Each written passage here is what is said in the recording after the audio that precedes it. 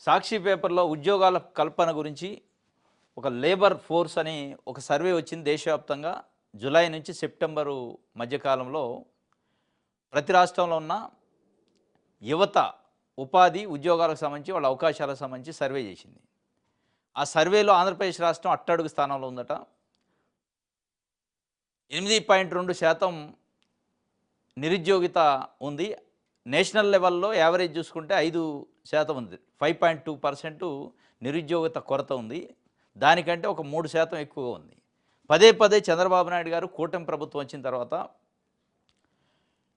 లక్షల కోట్ల పెట్టుబడులు వస్తున్నాయి, లక్షల ఉద్యోగాలు వస్తున్నాయని చెప్తున్నారు. ఉపాధి విషయంలో, ఉద్యోగాల విషయంలో మేము అత్యంత టాప్ ప్రయారిటీ ఇస్తున్నాం. ఆ ప్రయారిటీలో గతంలో కంటే చాలా మెరుగైన ఉద్యోగ అవకాశాలు వస్తున్నాయని చెప్తా ఉంటున్నారు. కానీ మొత్తం స్టేట్లో చూసుకుంటే మనది టాప్ సెకండ్ ఉంది ఉద్యోగాలు కల్పించలేని, ఉపాధి కల్పించలేని స్టేట్లలో. మరి ఇప్పటికైనా ఈ అంగు ఆర్భాటం ప్రచారం కాకుండా పనితనంలో చూపించాలా. గూగుల్ వచ్చిందంటారు, లేకపోతే లూలు కంపెనీ వచ్చిందంటారు, టీసీఎస్ వచ్చిందంటారు, లేదా ఉపాధి కల్పిస్తామంటారు. లోకేష్ గారు అయితే ఈ మధ్యకాలంలో 7.5 లక్షల ఉద్యోగాలు ఎట్ ఏ టైం వస్తున్నాయని చెప్పారు. 20 లక్షల ఉద్యోగాలు 5 సంవత్సరాలు భర్తీ చేస్తామని చెప్పిన మేనిఫెస్టోకి అనుగుణంగా సంఖ్యలు చెప్తున్నారు, కానీ అక్కడ పని లేదు. దానికి సంబంధించి ఒక వార్తని సాక్షి పేపర్ ఇచ్చింది. 2025 జూలై సెప్టెంబరు లేబర్ సర్వే నివేదికలో వెల్లడి. దేశంలో ఉద్యోగాల కల్పనలో ఆంధ్రప్రదేశ్ అట్టడుగు నిలిచినట్టు లేబర్ ఫోర్స్ సర్వే తాజా నివేదిక వెల్లడించింది. దేశవ్యాప్తంగా నిరుద్యోగంలో ఆంధ్రప్రదేశ్ 2వ స్థానంలో ఉన్నట్టు పేర్కొంది. ఈ మేరకు ఈ ఏడాది జూలై నుంచి సెప్టెంబర్ వరకు వివిధ రాష్ట్రాల్లో నిరుద్యోగిత గణాంకాలతో నివేదిక విడుదల చేసింది. యువతకు 20 లక్షల ఉద్యోగాలు లేదంటే నెలకు 3,000 రూపాయల చొప్పున నిరుద్యోగ భృతి ఇస్తామని ఎన్నికల ముందు సూపర్ 6లో చంద్రబాబు హామీ ఇచ్చారు. అధికారంలోకి వచ్చి 17 నెలలైనా హామీని అమలు చేయకపోగా నిరుద్యోగ భృతిని నైపుణ్య శిక్షణతో అనుసంధానం చేశానంటూ మాట మార్చారు. దీంతో రాష్ట్రంలో ఉపాధి లభించక నిరుద్యోగిత పెరిగిపోతుంది. ఇదే విషయం ఈ సర్వేలో వచ్చిందట. ఏపీలో నిరుద్యోగిత 8.2%, జాతీయ సగటు 5.2% మాత్రమే. 29 ఏళ్లలోపు యువత నిరుద్యోగంలో ఏపీలో 21%, దేశంలో 14.8% మాత్రమే. యువతకు 20 లక్షల ఉద్యోగాలు లేదంటే నెలకు 3,000 భృతి అంటూ సూపర్ 6లో హామీలు అయితే ఇచ్చారని చెప్పి ఒక డేటాని ఇక్కడ నేషనల్ లెవెల్లో వాళ్ళు చేసిన సర్వేకి సంబంధించిన డేటాని ఇచ్చారు. ఆ డేటా చూస్తే మనకి ఏ రాష్ట్రం ఈ ఏడాది జూలై నుంచి సెప్టెంబర్ వరకు నిరుద్యోగిత ఇలా ఉంది. ఉత్తరాఖండ్లో 8.9% ఉంది నిరుద్యోగం. నెక్స్ట్ ఆంధ్రప్రదేశ్. టాపెస్ట్ నిరుద్యోగులు ఉంది ఉత్తరాఖండ్లో, దాని తర్వాత ఆంధ్రప్రదేశ్లో ఉన్నారు. పదే పదే చంద్రబాబు నాయుడు గారు కూటమి ప్రభుత్వం ఉద్యోగాల కల్పన కోసం దావోస్ వెళ్ళినట్టు, సింగపూర్ వెళ్ళినట్టు, మన లండన్ వెళ్ళారు. లోకేష్ గారు వెళ్తున్నారు. పెట్టుబడిదారులతో సమావేశాలు రేపు మాపు మళ్ళా 13 ఇది మన బిజినెస్ సమితి ఉంది విశాఖపట్నంలో 14-15. దీనికోసమే చేస్తున్నాం, ఉపాధి కోసం, ఉద్యోగాల కల్పన కోసం అంటున్నారు, కానీ అట్టడుగు స్థాయికి పోయింది. ఇప్పటికైనా పరిశీలించుకోవాలి, సమీక్షించుకోవాలి.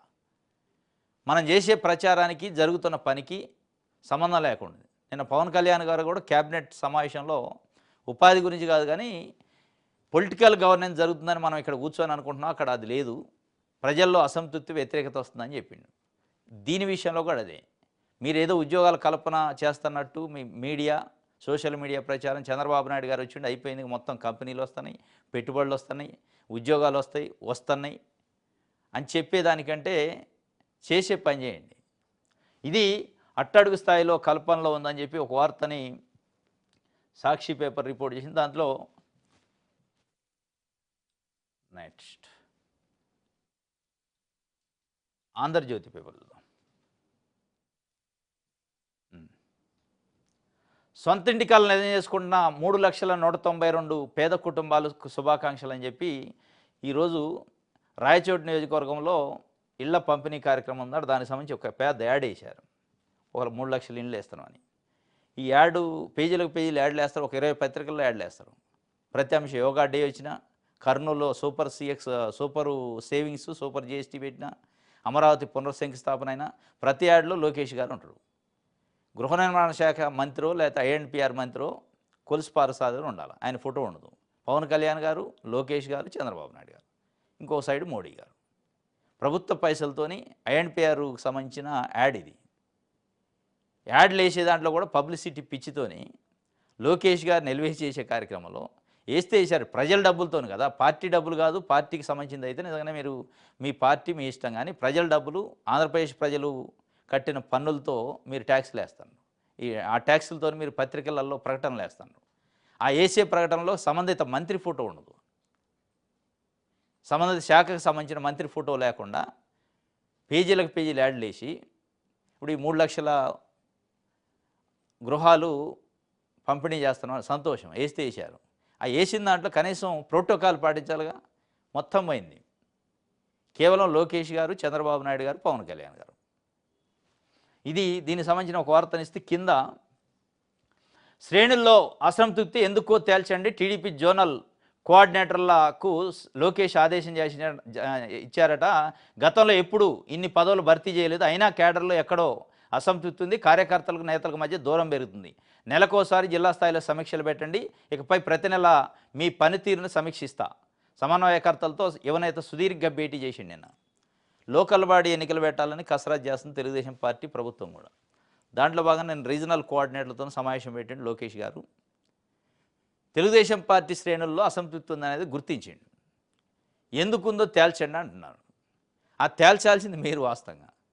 ఎందుకుందో తేలాలంటే నిన్న మొన్న సుధామాధవి లాంటి రైల్వే కోడూరు కాన్స్టిట్యున్సీ ఒక మహిళా నాయకురాలు, దళిత నాయకురాలు 7 కోట్ల రూపాయలు మీకు అత్యంత సన్నిహితంగా ఉండే వేమన సతీష్కి ఇచ్చిందని ఆమె డైరెక్ట్గా కేసు పెట్టింది, కంప్లైంట్ చేసింది, వీడియోలు ఆడియోలు రిలీజ్ చేసింది.